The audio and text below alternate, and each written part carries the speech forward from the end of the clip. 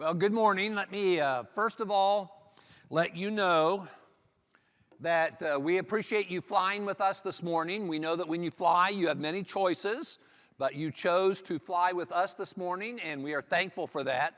I don't know how many times I've heard that from Southwest Airlines flight attendants, but I just think about that when it comes to these workshops. You didn't have to come here. You know, this wasn't a heaven-hell issue.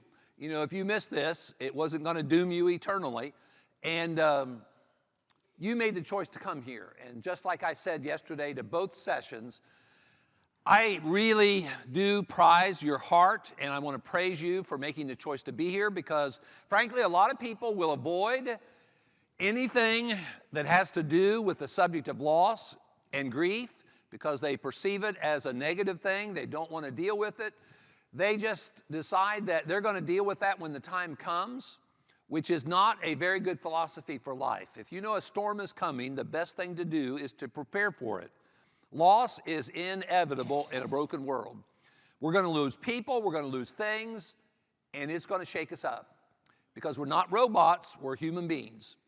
Now, one of the things in life you need to make sure you don't lose is your sense of humor. Proverbs 17:22 says that a merry heart does good like medicine. Don't lose your sense of humor. There was this fella that reported to some folks he was with one morning. He said, I have got some bad news. He said, I took the wrong medicine. But he said, the good news is I don't have to worry about fleas or ticks for 30 days. So I'm good. I'm ready to roll. I like to make fun of married people because I ain't one. And I heard this story about this guy who was married for a quarter of a century. Now, for you men, that's 25 years. Okay. It was a really special anniversary. Of course, every anniversary is special, but man, 25, and he forgot. Well, his wife didn't. And she was pretty upset. It's toward the end of the day, and she just stomped upstairs. I mean, she was mad. She said, I have lived with you for 25 years. I've washed your clothes. I've given birth to your children. I've cooked your meals. I've supported and encouraged you, and you have forgotten our 25th wedding anniversary. I'm telling you, in the morning when I get up, there better be something red sitting in the driveway that can go from 0 to 200 in 6 seconds. Well, they didn't sleep together that night, not even in the same bedroom. And the next morning she got up and she looked out of the upstairs bedroom window, and there sat a little red box with a white ribbon. And she was excited. She knew what it was. So she ran downstairs and she opened the box, but it was a set of bathroom scales that could go from 0 to 200 in less than 6 seconds. It wasn't the keys to the dream of her car, the dream of her life in regard to a car. You know, life is tough. Life is rough. It's nice to have levity. It really is important, I think, for us to enjoy levity in this life. And by the way, speaking of a workshop like this, we want to ensure that this is a moving experience for you. So we always make it a point of bringing candy. Bucky, and then we have a stuffed gopher over there. The Bucky is me, and the stuffed gopher is Cheryl Wayne, because he calls himself my gopher. So my family got him a stuffed gopher. The M on that gopher doesn't stand for Minnesota, like Minnesota Golden Gophers. It stands for marvelous. He's a marvelous gopher. Well, there's a tray over there, and in that tray, there are some sweets. And we want you to feel free to enjoy those sweets. But to make sure that this is a moving experience, Bucky also provides individually wrapped prunes. And we want you to feel free to take any of those individually wrapped prunes that you would like. I had an interesting experience with some kids at the Freed-Hardeman University lectureship. There are over 100 vendor spaces there. The Widowhood Workshop Ministry vendor space was the only vendor space of the over 100 vendor spaces that had individually wrapped prunes. There were 3 kids that came by. They were about this tall. 3 kids that came by, and they looked at what Bucky was providing, and they looked at these individually wrapped prunes, and they said, prunes? What are prunes? And I said, well, And I'd never thought about this before. How do you explain that to a kid? And I said, well, they're kind of like big grapes. Oh. And so each one of the three took an individually wrapped prune, opened it up, and then started chewing it. And all three of them loved the individually wrapped prune. We are changing a generation. I hope I live long enough to see the young folks embrace the value of God's special medical candy called prunes. Well, we want to talk a little bit this morning about God's perspective about loss and about the compassion that we need to show to people who are hurting because of their losses. But before we do that, I want to share with you just a little bit of information about where the Widowhood Workshop came from. The baby that became my wife was born in 1952, about an hour south of Cleveland, Ohio. And we were married for 41 years. And we got married when we were 19 years old, not something I suggest to any teenager. 30 would be better than 19. But anyway, we made it through that early launch, and we were blessed with 3 daughters, and those 3 daughters are all faithful members of the Lord's church. They are married to men, and they are, as a couple, as well as individually, involved in their local churches. One in Laverne, Tennessee, between Nashville and Murfreesboro, one in Gainesville, Florida, and the other in Villa Rica, Georgia. That is Deanna, the youngest of the 3 daughters. We are very thankful that as parents, we had our kids growing up in a great church family, a healthy church family. We tried to be the best parents we could be, but a healthy church family is a wonderful place for parents to find help to grow their children in the Lord. Well, we were also, during our time, blessed with 5 grandchildren, and this picture was taken several months after my wife was buried there on a hill in the same city where she was born and in the same city where she also graduated from high school. Can you imagine having a child, you know, here you are laying in a hospital bed in your house, and having a child, one of your grandchildren, laid in that bed, and you don't even have the ability to raise your arms to hug that child? You know, yesterday in the 2 sessions, one of the things we talked about was how important it is for us to recognize how tremendously and pricelessly we are blessed. When was the last time you ever thanked the Lord for the ability to hug? Probably you've never done that. Parkinson's disease stole that ability from my wife.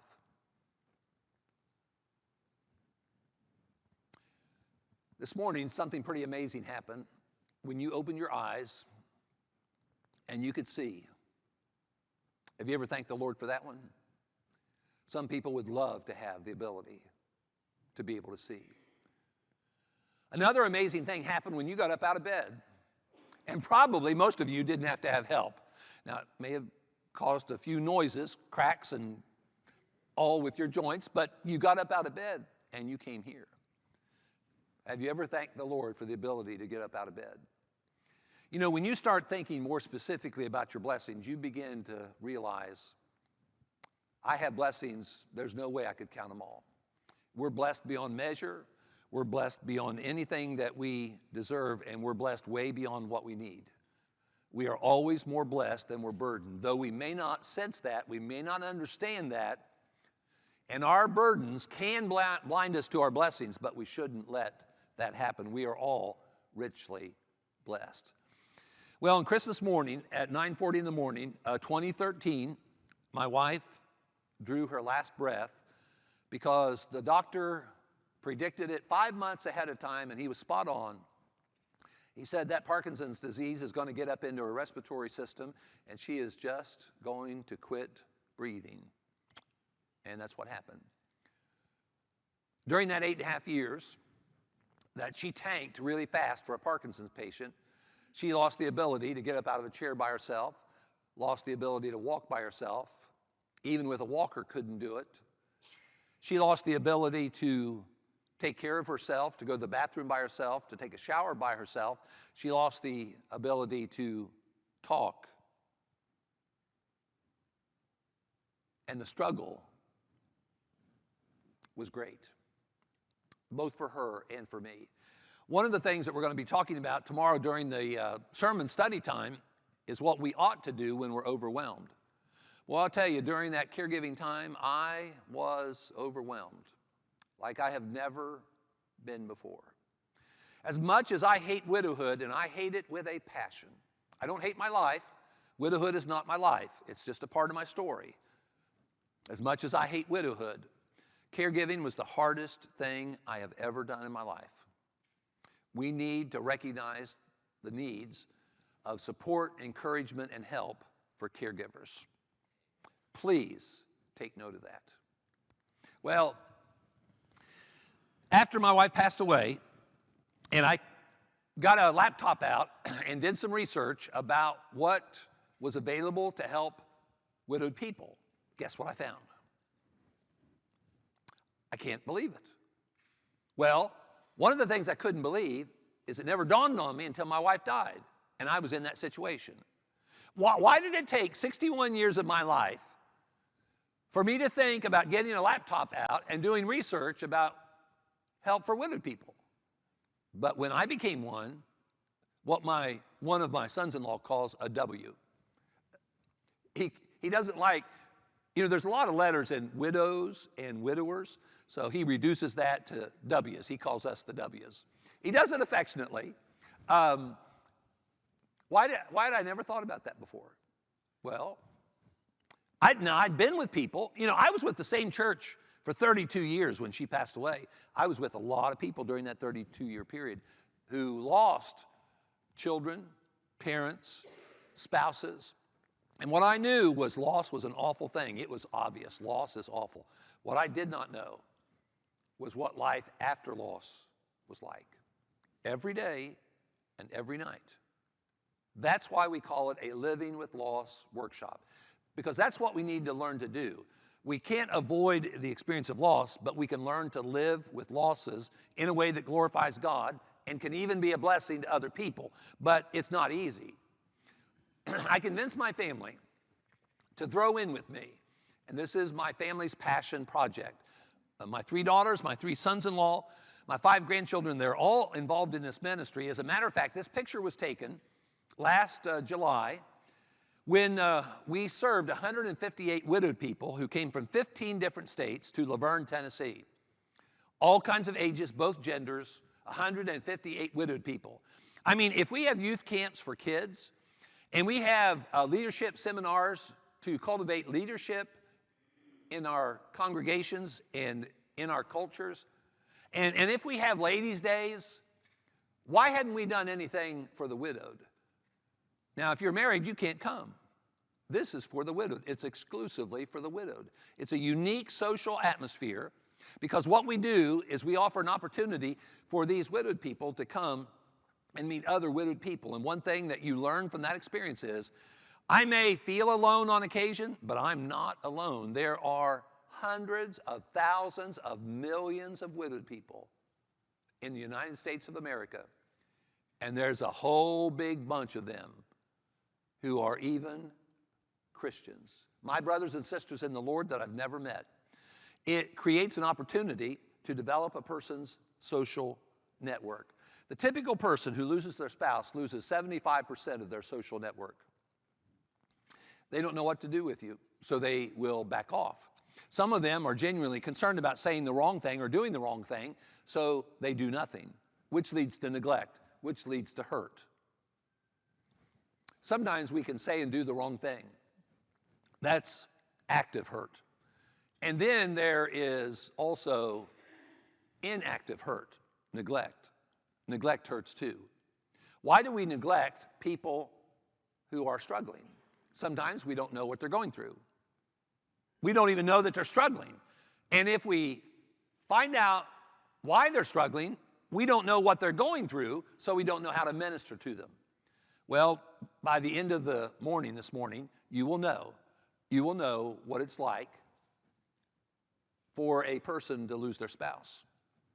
And hopefully, with that education and a good, compassionate heart, you'll become a great helper, lover, supporter, and encourager of the widowed. But we're going to do all this in such a way as that it will be applicable to everybody.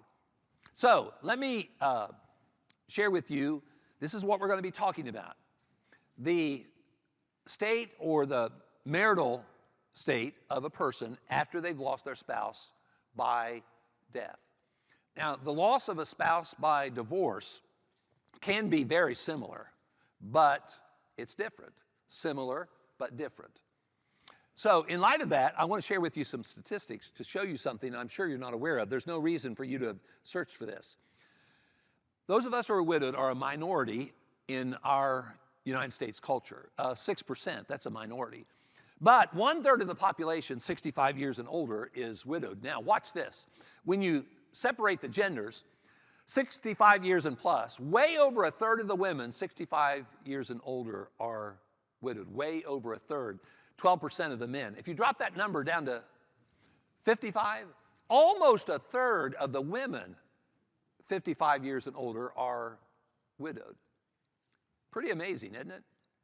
To think that that would be the case, that there would be that many widowed people. You know, we just haven't thought about these people because they are a minority. Minorities can often be neglected because they are minorities. People who are widowed are flying solo in a coupled world. This is a coupled world. Most adults are a part of a couple. Let me give you a couple anecdotes that will help you understand that.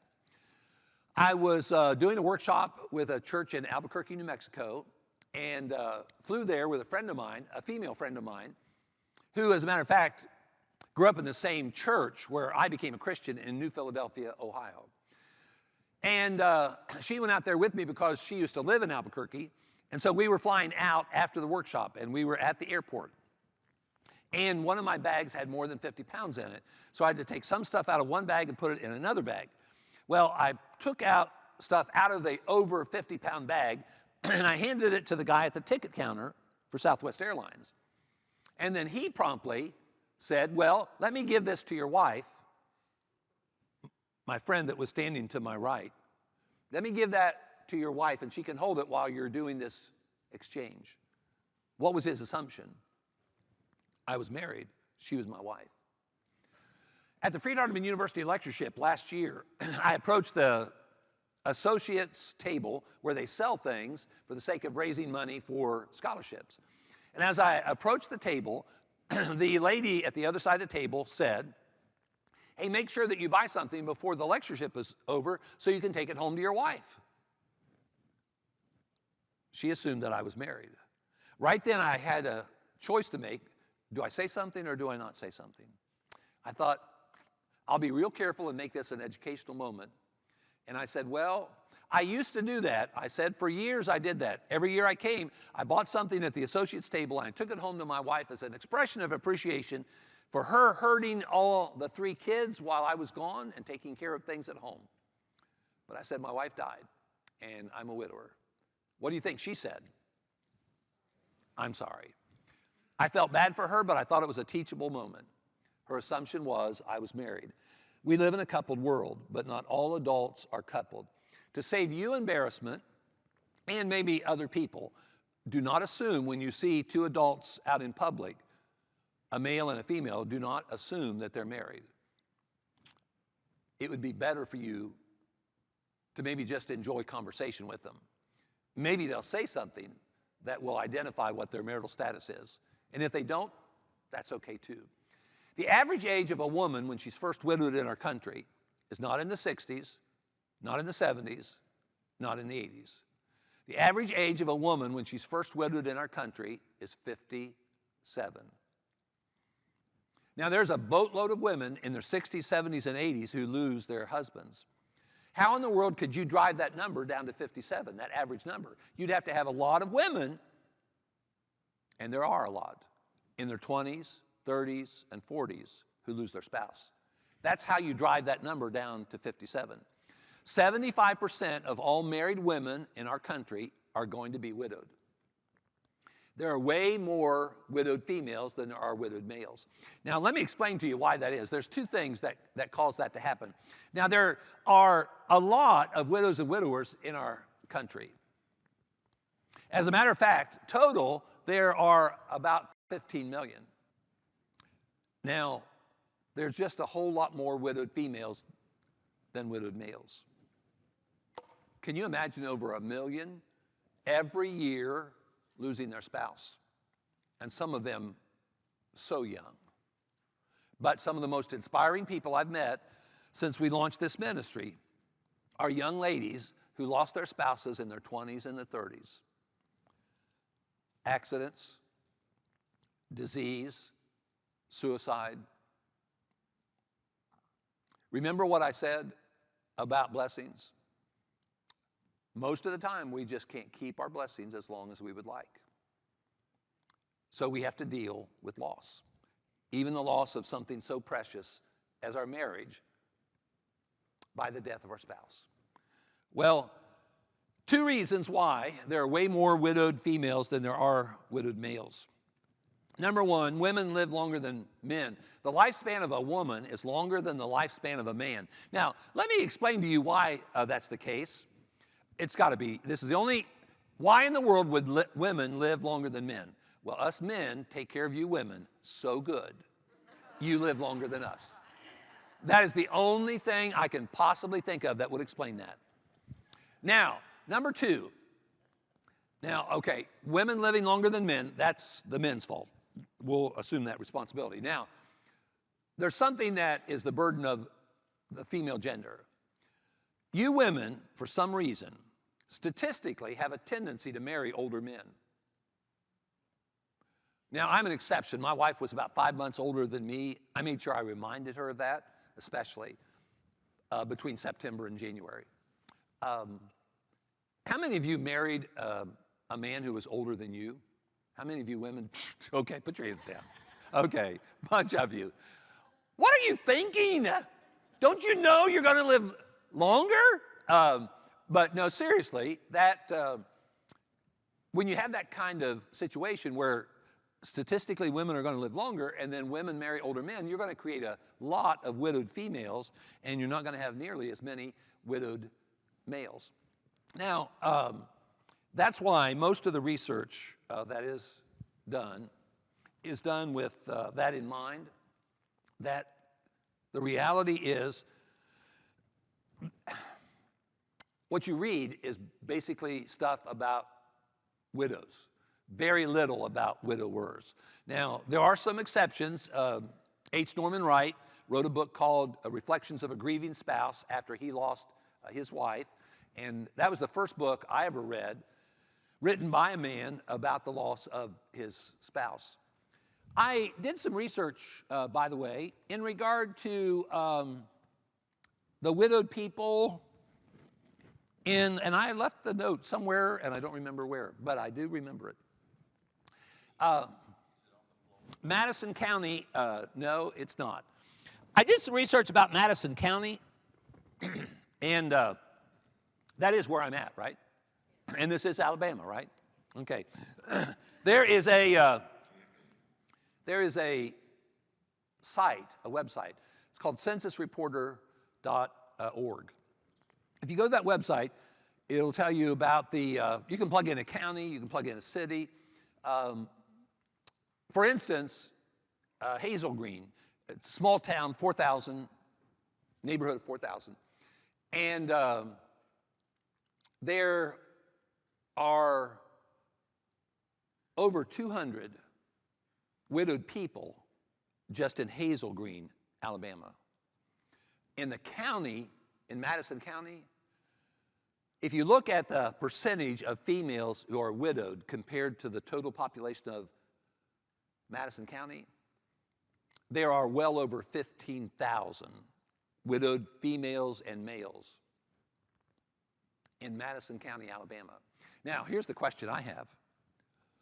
Who is ministering to those over 15,000 widowed females and males in Madison County, Alabama? I think one of the great distinguishing characteristics and reputations for a church is They're the church that compassionately ministers to people who are struggling with a very unique life circumstance. I think that'd be a great mark of distinction for the Lord's church. That's why we help congregations of the Lord's church start local, ongoing widowhood ministries. And I love hearing stories about how sometimes people are introduced to Jesus and his church through a local widowhood ministry, and we get reports of congregations who have baptisms as a result of people choosing to put on Jesus in baptism and begin a walk with him because they found out about Jesus through a local church. That's a lot of widowed females in the world. 115 million of them live in abject poverty. One of the most touching and heartbreaking things that you could ever read was in the National Geographic 2017. There's an article in here about widowed females in India. And wow, I cannot believe that in our modern world, human beings would be treated like the widowed females in India. The country that has on planet Earth the most widowed females is China, 44 million. India has the second most. They're real close, over 40 million. Between those two countries, China and India, there are over 80 million widowed females. What are we doing to minister to the widowed after loss? I would like to think that if there is an explanation, it's in our lack of knowledge, it's in our ignorance, not in our lack of compassion. When we have knowledge and compassion, that leads to effective ministry.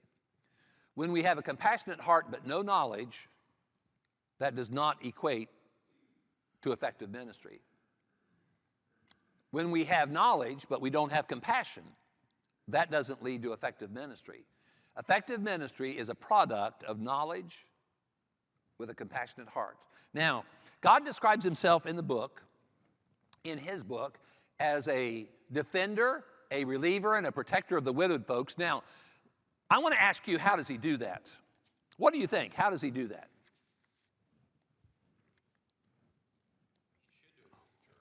Okay, he should do it through the church. Obviously, there's a lot here in his book that provides defense and relief and comfort and encouragement to the widowed. But then, what about us? Some of you are old enough to remember this song. I don't know of any time in recent years, in recent decades, I've ever heard a church sing this song. It's called The World's Bible. Christ has no hands but our hands to do his work today. He has no feet but our feet to lead men in his way. He has no tongue but our tongues to tell men how he died. He has no help but our help to bring them to his side. We are the only Bible the careless world will read. We are the sinner's gospel. We are the scoffer's creed. We are the Lord's last message, given in deed and word. What if the type is crooked? What if the print is blurred? What if our hands are busy with other things than his? What if our feet are walking where sin's allurement is? What if our tongues are speaking of things his life would spurn? How can we hope to help him and welcome his return? We're God's lovers, we're God's huggers, we're God's protectors, we're God's encouragers, we're God's supporters. We need to serve hurting people. No matter why they're hurting. They could be hurting because of their physical condition, they've lost their health. Maybe they have lost their marriage by divorce. Maybe they have really struggled with their children and they've lost their family to dysfunction. And then what about the parents who raise their children right, who love them dearly, and are grieving because their children have chosen the world and the devil's way instead of the way of the Lord? Another terrible loss. We need to be the people who are knowledgeable and compassionate and willing to minister to hurting people. Now, In the Bible, the wicked slay the widow. See, the wicked don't care. They don't have the compassionate heart. Even if they had knowledge, they don't care.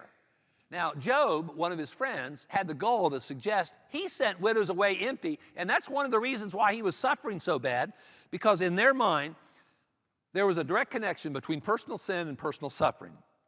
And so they conclude, man, Job, you've done some awful things. I'll bet you've even sent widows away empty.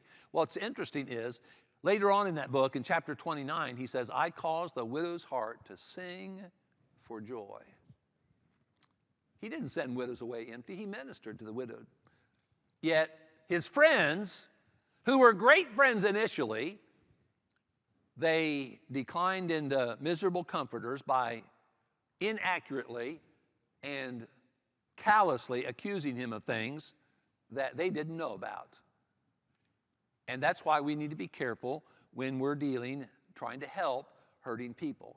Your presence is way more important than anything that you say.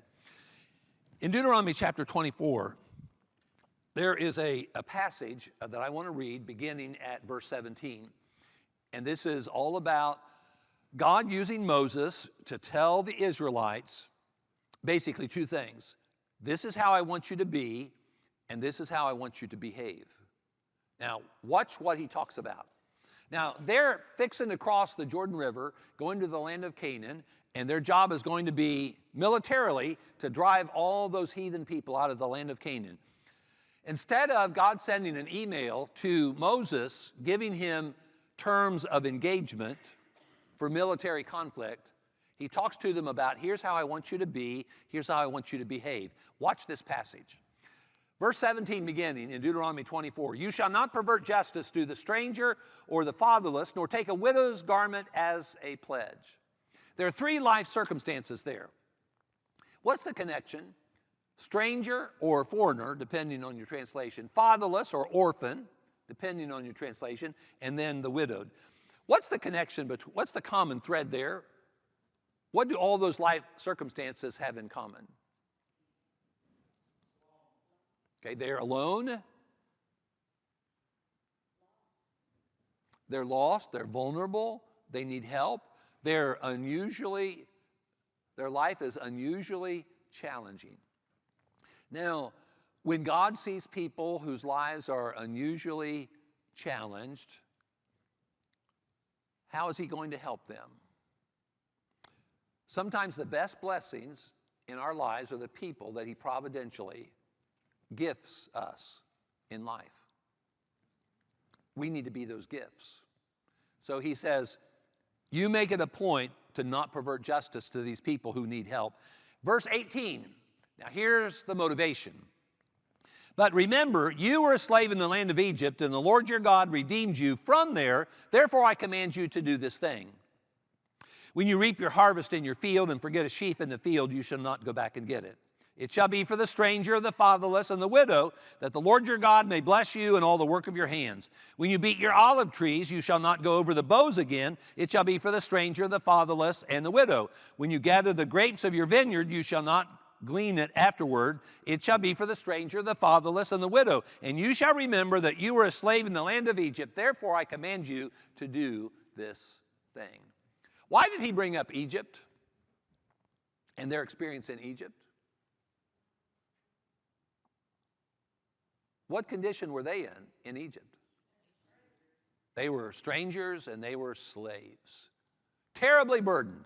So what they do, they cried out to God. And when they cried out to God, God heard. God not only heard, God responded. See, God knows and God has compassion.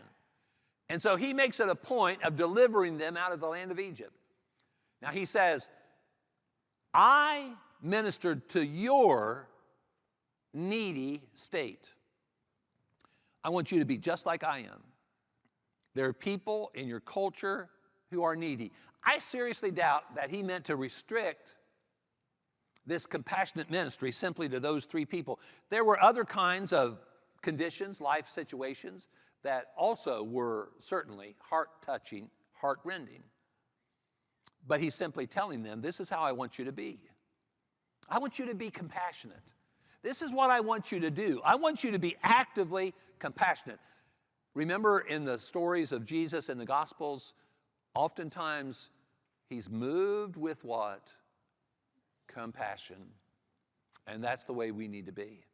Now, if I don't know somebody is struggling, am I going to be moved with compassion? I may even love them. But am I going to do anything to help them if I don't know that they're struggling? Tomorrow morning, if the Lord permits, there'll be more people in this room than are right now. Now, I think we'd be naive and ignorant if we thought that there weren't people sitting in this room tomorrow, maybe even this morning too, who are really having a rough time. They're really struggling. Remember me saying something yesterday about being private to a fault? You know, we don't want to know other people. We don't want them to know that we're not okay, that we're a mess, that we're really struggling. I long for the day that I am in a church service and the invitation is led and I see a couple walk down the aisle and share with their church family that their marriage is tanking and they need help. I long for that day because I know that there are couples who come and worship with us and their marriage could be described just like that. But we don't want other people to know that we're struggling with our marriage. How in the world are we going to help people if we don't let other people know that we're struggling? Those of you who are widowed, let me challenge you to not do something. When you are asked about how are you doing, and if you're not doing okay, don't say, I'm okay, I'm fine. Tell them exactly what's going on in your life. Let them know. That is the only way that we're going to be able to understand that people need help is if we become more transparent. Again, I long for the day when God's church is more transparent. You know what builds intimacy in a relationship? I'm not talking about sexual intimacy, physical intimacy. I'm talking about closeness. What builds intimacy in relationships is transparency. That's what builds relationships in homes. The reason why a lot of homes are dysfunctional is they're not transparent. And sometimes they lack compassion or knowledge or maybe both. But we just need to be more honest, more upright. Many years ago, there was this phrase, tell it like it is, that we would hear sometimes. Whenever we do that, now some widows and widowers have told me, well, people ask how we're doing and they really don't care anyway. They really don't want to hear. Don't assume the motive for when somebody asks you a question. Now, I'll also tell you that if you're asked a question, if you don't want to answer, then you don't have to answer. But telling people what's going on in our lives when things are bad is a very important part of cultivating really close, intimate relationships. I encourage those who are widowed to be more frank about what's going on in their lives. I encourage married people, if they're struggling with their marriage, find another couple. First, at least, find another couple who are older, more experienced, somebody that you trust, and let them mentor you and help you through the storm of the marriage phase that you're going through. Just be more transparent. One of the reasons why I wrote the 3 books that I wrote, that are over on the table over here, is because I wanted people who are Christians to understand what it's like to live with the loss of your spouse. I wanted them to know ahead of time, but I also wanted everybody to know that this is not a chosen journey, and it's not by any stretch of the imagination an easy journey, and I wanted the story of the widow to be told from the mouths of widowed people. And so in all three of those books, there are comments and quotes and observations from a lot of the widowed people that I've met since we started this particular ministry. Now, in Isaiah chapter 1, that other passage that was up there, basically what you read in Isaiah chapter 1 is they didn't listen in Deuteronomy 24. And they were being corrected. And they were told, among other things, you need to clean up your act and you need to plead for the widowed. You need to care for the widowed. God wants his people to have compassion, whether it was the Old Testament Israelites or New Testament Christians. God wants us to have compassion for others. Now, the leaders of the Jewish world of the first century, they were not showing compassion for the widowed. They had no problem of taking advantage of the widowed, even devouring widows' houses. I have no idea what that means. I just know it ain't good. They were taking advantage of them. In Acts chapter 6 and verse 1 is, I think, a passage that we study for a particular reason when we want to appoint maybe elders or deacons in the Lord's church. But I want to share with you a point about Acts chapter 6, verse 1. Now, the church is born in Acts chapter 2. The Holy Spirit comes with power, and the gospel is preached. People repent. They learn about the Lord. They want to commit their lives to the Lord. They repent. They're baptized for the forgiveness of their sins. And the Lord adds to the church. And the disciples are multiplying. And so between chapter 2 through chapter 5, you keep reading about the disciples being added to and the disciples multiplying. Now, remember in the book of Acts, you've got these people who've come from all over the world. And they're coming to Jerusalem just like they have in previous years. They have a time of departure from their home, a time of arrival in Jerusalem, and then a time of departure from Jerusalem to go home. Have you ever gone somewhere and been stuck there longer than you thought? Maybe you had car problems, or something happened that you ended up having to stay somewhere longer than you thought. That's what happened to these people. Jews from all over the world. And they now are in Jerusalem, and they're there way longer than their intended time because of the birth of the church. Now, can you imagine the ministry nightmare it would be when you had thousands of people coming to a place and staying much longer than they had intended? Can you imagine how difficult it would be to tend to their needs?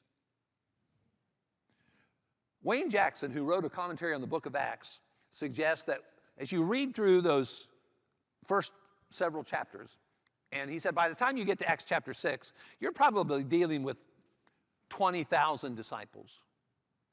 Now, when you get 20,000 people together, the vast majority of whom are at a place way longer than they intended, what kind of problems are you going to have? Did they bring enough toothpaste? How many clothes did they bring? What about their food? Can you imagine the nightmare it would have been to minister to all those people? There's nothing said about ministry weakness in the early church until Acts chapter 6, verse 1. And then it's a lack of ministry to the widowed. Now, here's what I think. This is nothing but an opinion. I feel like I can say this pretty confidently. They had to have had some really big ministry weaknesses prior to chapter 6. Because, man, when you have the growth of the church occurring and being experienced like it was, they had to have all kinds of ministry nightmares. Do you know what you have when you got a big bunch of people together like that? You've got a mass of a mess. You've got human beings coming and staying way longer, and imagine all of the hectic activity and the attempts to try to minister to the needs. But none of that is mentioned. The first ministry weakness in the church that's mentioned is the widowed. I find that interesting. I think there's a reason for that. When you look at the Old Testament in the gospel records and you see the concern and the compassion of God, his perspective, for people with really difficult life circumstances, to me that explains why Acts chapter 6, verse 1 is the first revelation of a ministry weakness. Now, in those days, when the number of the disciples was multiplying, there arose a complaint against the Hebrews by the Hellenists because their widows were neglected in the daily distribution. And that wasn't right. So people were appointed who were qualified in order to minister to that need. Widowed people have unique needs. You're going to see a lot of those personal needs in the next session. But I appreciate the fact that there is that section in Acts chapter 6, beginning at verse 1, that awakens us to the potential needs of ministering to the widowed. Now, James chapter 1 and verse 27 is a familiar passage to most of us. I'm going to take you back to English class. I can imagine some of you saying, oh no, I hated that subject. But I'm going to take you back to English class. This is a sentence in English. I want you to find the subject of the sentence. Now, remember, there are nouns and then there's modifiers. You know, there are verbs and there are modifiers of verbs. I don't want the modifiers, I just want the subject. Religion. The word religion comes from a Latin word, the word religion in the English language comes from a Latin word, religere, which means to bind back. And it's very close to the concept in the New Testament of reconciliation, which means make friends again. We were unfriendly to God in sin, but through Jesus Christ, we can be reconciled. Okay? Religion is all about man being bound back to God and having a relationship with God. That's what religion is all about. Now, there are modifiers in regard to the subject. What kind of religion is he talking about here? Okay, pure and undefiled. Now, what does that imply? If there's pure and undefiled religion, what does that logically suggest? That's the correct religion, which suggests there's incorrect. You know, one thing that our politically correct world needs to hear, not all religion is right in the sight of God, exclamation mark. Some people don't like to hear that, but it doesn't matter. The very previous verse, verse 26, talks about vain religion. Empty, useless religion. There's empty, useless religion. There is defiled and impure religion. And then there's pure and undefiled religion. Which would we want to practice? Obviously, pure and undefiled religion. But in whose perspective are we talking about here in this passage? You know, people are kind of like dogs. Dogs have fleas, and people have as many notions as dogs have fleas. Now, whose perspective are we talking about here? Pure religion, undefiled, in whose sight? God. Is he ever wrong? Nope, never wrong. Now, there are three verbs in this sentence. The first one we're going to observe the Passover on because it's the two-letter word is. What are the two verbs after is? Visit and keep, okay? Keep ourselves unspotted from the world. What does that indicate?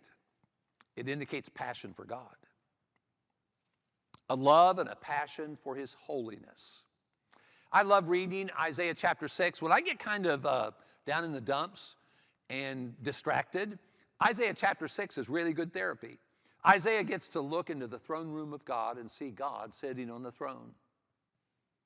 Wonder what that sight was like. And then he gets to hear those three words. Repetition. I can't help but wonder, was it a soprano voice, alto, tenor, or bass? Holy, holy, holy. And he's blown away. The holiness of God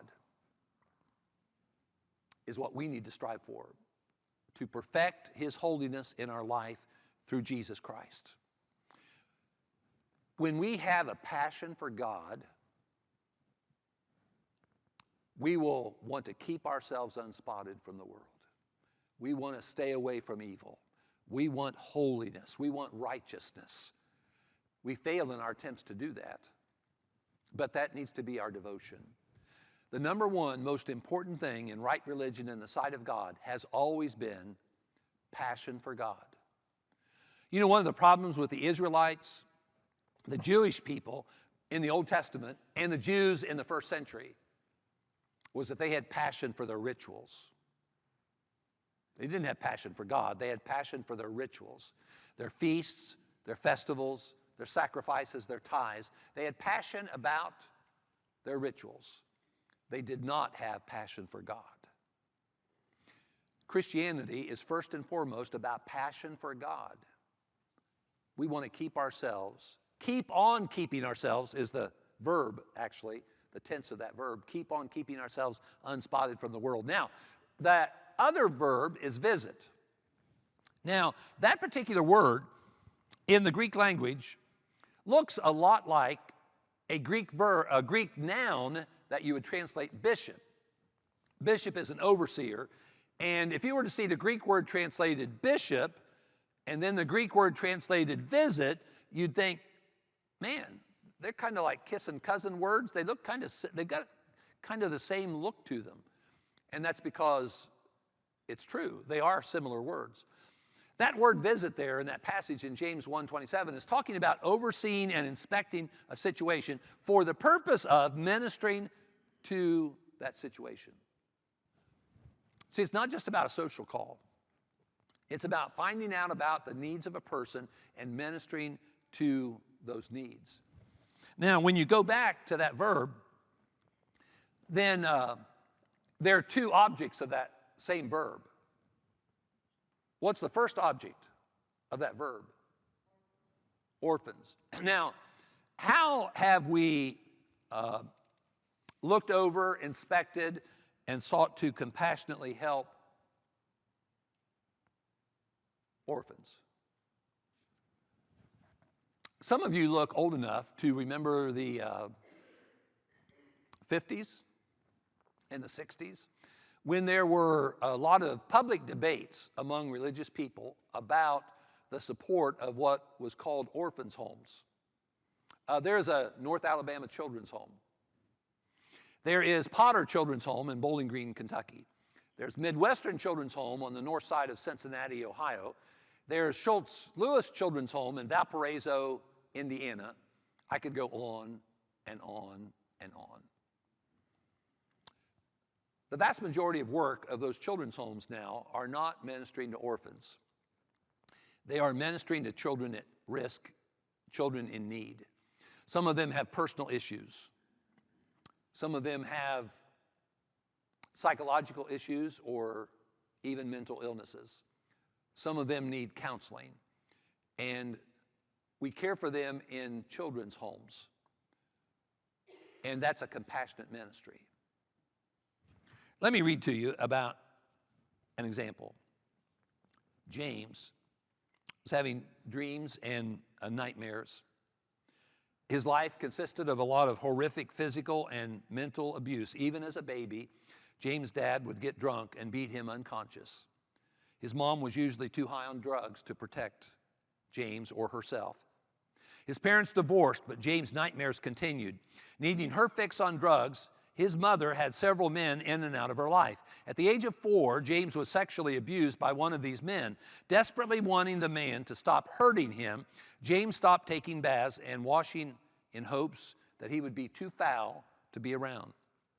When the state of Tennessee, finally removed James from his home at the age of 5, he was malnourished, he lacked social skills, even basic verbal skills. He was scared physically and mentally from years of abuse. While things improved slightly, James was moved from foster home to foster home, providing no sense of stability and security. It was impossible for him to trust or attach himself to anyone. At age 13,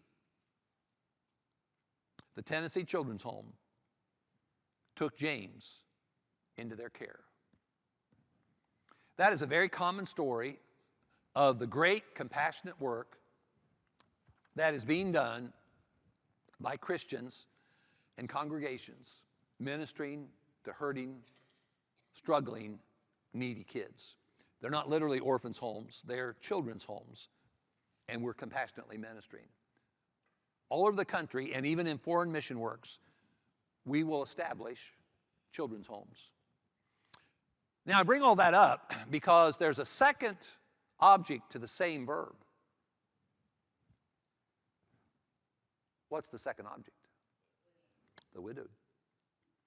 What are we doing in regard to ministering to the second object of the same verb?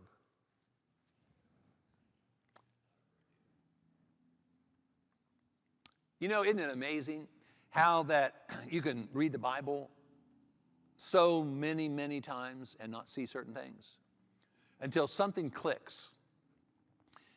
And in my case, it was experience. It was the loss of my spouse that caused me to start looking at things differently. I thought, why had I never thought about that? You know, when you're at a church for 33 years, it was 33 and a third years, exactly 1/3 of a century, I was with that same church. Why in the world had I never thought about the church having ongoing local ministry for widowed people? Because there are widowed people in every church, and there are widowed people in every community. Why had I never thought about that? I'd never experienced it. But when I experienced it, I had a different perspective. In 1 Timothy chapter 5, and we'll conclude in just about 3 minutes. In 1 Timothy chapter 5, I want to read to you a section of Scripture that informs us who is the first line of ministry for the widowed. Now, again, let me remind you, you cannot effectively minister to somebody when you're clueless about what they're going through. 1 Timothy chapter 5, verse 3 beginning, honor widows who are really widows. Now that's kind of insulting. There's really widows and then there's not really widows. Well, the explanation, by the way, the word honor there in the Greek language means care. It's in the present tense. It's talking about continuing to care. Honor widows who are really widows, but if any widow has children or grandchildren, there's the distinction. There are widowed people who don't have family. There are widowed people who do have family. Now he says, but if any widow has children or grandchildren, let them first learn to share piety at home and to repay their parents, for this is good and acceptable before God. This is the longest passage I know of about widowhood in the Bible. You go all the way down to verse 16 of the same chapter, and this is kind of the conclusion of this section. If any believing man or woman has widows, let them relieve them, and do not let the church be burdened, that it may relieve those who are really widows. W.E. Vine, in his expository dictionary of New Testament words, makes this observation about that passage. He says there seems to be like a hint, a suggestion that in the first century, there were families that were kind of shoving off their responsibility in regard to their widowed parents and grandparents on the church. And God is using Paul to say, no, no, no, that's not the way we're supposed to roll. Family needs to take care of their widowed parents and grandparents. In the middle of this passage, this extended passage, in verse 8, again, a passage that I really applied secondarily and never understood really what it was saying first and foremost. Verse 8, I'll bet you've heard this passage a bunch of times.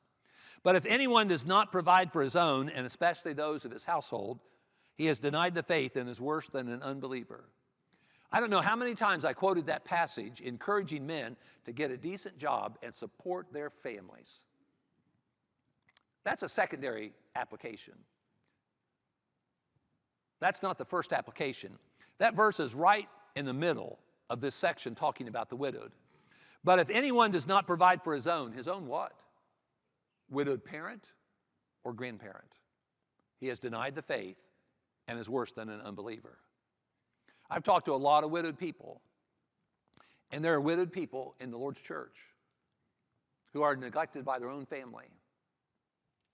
I hope not willingly. What I hope is ignorantly. And with greater knowledge, they'll understand what the needs of their parents and their grandparents really are. I didn't even minister as effectively as I could have with my own mother because I didn't know what she was going through. I lived about an hour away. When she needed somebody to balance the checkbook, yeah. You know, when she needed somebody to go to the doctor with her, yeah. If she needed somebody to take her to the grocery store, yeah. She had the best looking lawn on her street because I mowed it. I'm borderline OCD and a recovering control freak. I was really proud of how that yard looked. I had no idea, though, of what she needed more than any of those things until it happened to me. So we're sitting, this is my last story. We'll finish the session, take a brief break. She had an orthopedic surgery, and we were sitting in her private room. I'm the second of 4 boys. And so just me and her, we're sitting in the room, and there's a quietness. I'm going to let you experience some quietness, and then I'm going to say what she said. Now remember, I'm the second of 4 boys. I wish I had a daughter. Where did that come from? You know, I'm thinking, and inside, I'm thinking, Mom, what am I, chopped liver? I'm here. Come on, man. And I too often speak without thinking first. God gifted me with an unusual degree of self-control on that occasion, and I didn't say anything. And so I'm going to let you experience a couple moments of silence, and then I'm going to say what I said in reply to her statement. Mom, I wished you would have had a daughter too. Man, I was so proud of myself. I don't have these gifts of wisdom that I am, just automatically blessed with very often in my life. And I sincerely meant that. I wasn't just saying that. I sincerely meant that. I always felt like I'd been cheated because I didn't have a sister. I would have, in a heartbeat, traded 3 brothers for 1 sister. You women are gifted by God to be great at human relationships. You are great nurturers. You are great caregivers. Now, us guys can be good at it, but it takes a lot of work, and we have to humbly recognize we need help to learn how to be that way. But you women are so great, gifted by God at these things. Do you know what my mom needed more than her lawn mowed, her checkbook balanced, transportation? She needed me. I didn't realize that until it happened to me and until I've talked to a lot of widowed people. I think we can do better. I know we can do better. And we'll educate you about what it's like to be widowed in the last session this morning.